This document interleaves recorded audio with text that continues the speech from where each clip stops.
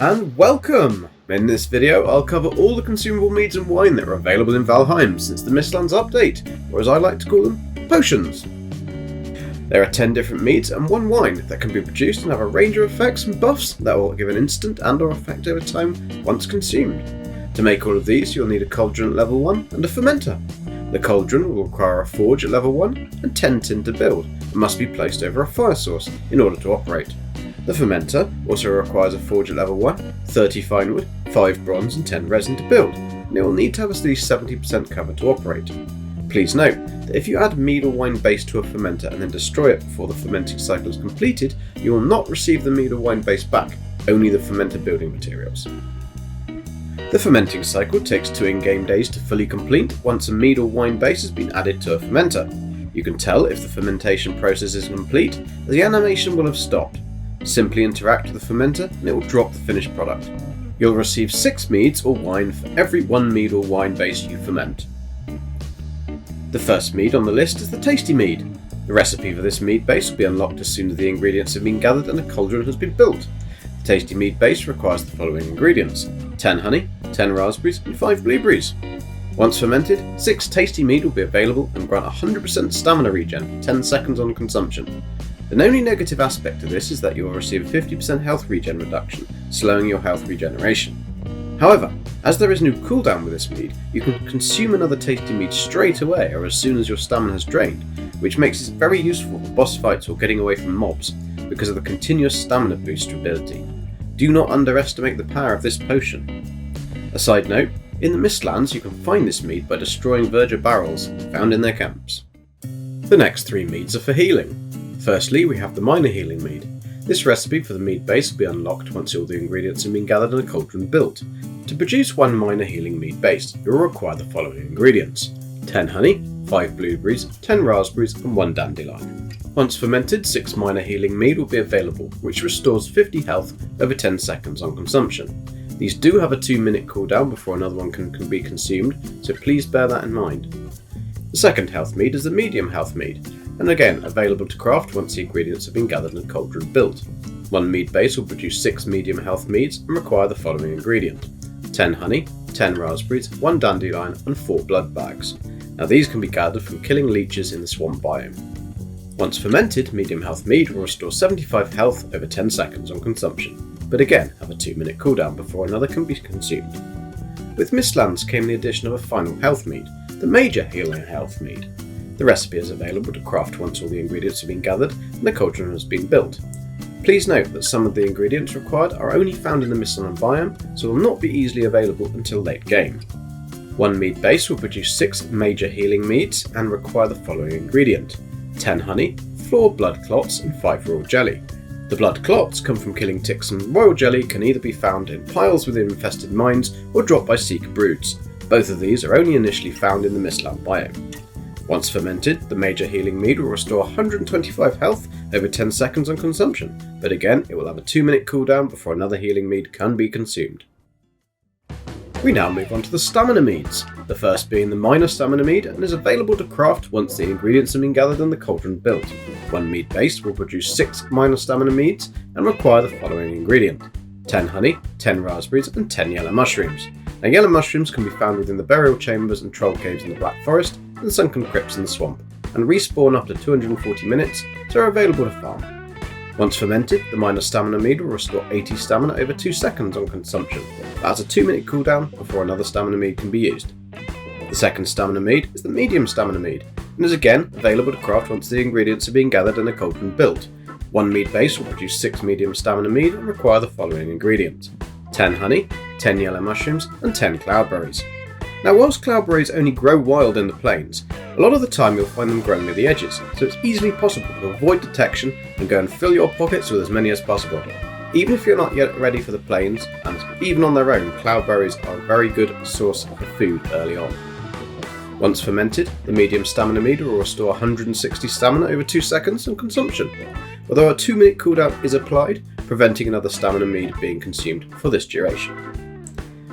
The final stamina mead was introduced with Mistlands and is called the Lingering Stamina Mead. The recipe for this is unlocked as soon as you've collected sap. This is gained from building and using a Sap Extractor within the Mistlands biome. Please see the crafting video at timestamp 8:45 for more information on the Sap Extractor. One mead base will produce 6 lingering stamina mead and require the following ingredient: 10 sap, 10 cloudberries, and 10 jotun puffs. These grow wild within the Mistland biome and will need to be collected before being able to be either used or farmed. When farming, you'll receive 3 puffs back for every 1 planted, and there is only 1 farming cycle, which makes this an easier farming experience. However, they can only be grown in the Mistlands biome, but the bunnies don't seem to eat them, so it's all good. Once fermented, the lingering stamina mead will grant a 25% stamina regen over 5 minutes on consumption. It'll not work in conjunction with any other stamina regeneration mead, however, as there is no cooldown once the effect ends, another can be immediately consumed. The buff to regen is only interrupted by death, which is rather inconvenient in many ways, so the mead buff I think will be the last of your worries. The next set of meads and wines, are for resistances. It consists of poison resistance, frost resistance, and fire resistance. First up is the poison resistance mead. This is unlocked once all the materials have been collected and a cauldron built. All ingredients are available in the meadows and the black forest. One mead base will produce 6 poison resistant meads and require the following ingredient: 10 honey, 10 coal, 1 necktail, and 5 thistle. Once fermented, the poison resistance mead will grant a reduction in poison damage by 75% for 10 minutes. It's best to take this with you when entering the swamp, but only consume it just before entering combat with a poisonous enemy, so you'll get the most time out of the potion. Please note that the poison resistance only works on the poison applied whilst the resistance is active, and if you drink this after you are poisoned, it will not reduce the effect. You can also gain a poison resistance from wearing the root mask, although the mead has a stronger resistance effect. The poison resistance mead does not have a cooldown, and once the resistance has run out, you can consume another immediately afterwards to continue the resistance effect. Next up, we have the frost resistance mead. The recipe will be unlocked once the materials gathered and the cauldron built, and surprisingly, this actually doesn't require anything too hard to get. One mead base will produce 6 frost resistant potions and require the following ingredient: 10 honey, 5 thistle, 2 blood bag, and 1 Greydorf eye. Once fermented, the frost resistance mead will grant resistance for 10 minutes once consumed, preventing the cold and freezing effect when not wet. This is required when venturing into the mountain, as you will not be able to craft any other items that grant this frost resistance before acquiring silver, and/or Fenris hair or wolf pelts. The frost resistance effect from the mead does not stack with other frost resistances, there is no cooldown, and then another frost resistance mead can be immediately consumed once the previous one has run out. Finally in this set, we have the fire resistance, known as barley wine, which is so far the only wine that is available to make in-game. The recipe is unlocked as soon as the materials are gathered and the cauldron has been built. One barley wine base will produce 6 barley wine and require the following ingredient: 10 cloudberries and 10 barley. Now barley is going to be slightly tricky to gather, as it's only grown by the Fuelings at their Fueling village encampments in the plains, so it will either require a very brave dash and grab through the village, or for you to have defeated a village and reaped the sweet rewards. That's if you're lucky enough for there to be any barley there. Once fermented, the barley wine will grant fire resistance for 10 minutes on consumption, reducing the damage taken by fire. Like with the poison and frost, there is no cooldown, and another wine can be consumed immediately after the effects have ended. And the final mead available to produce currently, and the only one to enhance magic, is called the Minor Ether mead. The recipe will be unlocked once the materials are gathered and a cauldron built.